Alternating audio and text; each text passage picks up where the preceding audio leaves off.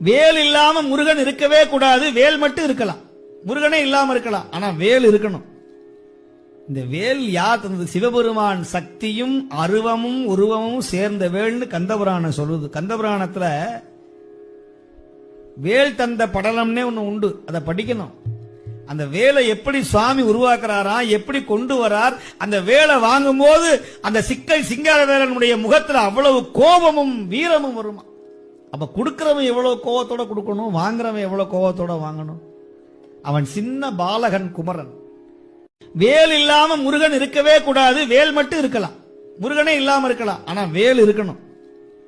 இந்த வேல் யார் தந்தது? சிவபெருமான் சக்தியும் அருவமும் உருவமும் சேர்ந்த வேல்னு கந்தபுராணம் சொல்லுது. கந்தபுராணத்துல வேல் தந்த படலம்னே ஒண்ணு உண்டு, அதை படிக்கணும். அந்த வேலை எப்படி சுவாமி உருவாக்குறாரா, எப்படி கொண்டு வரார், அந்த வேலை வாங்கும் போது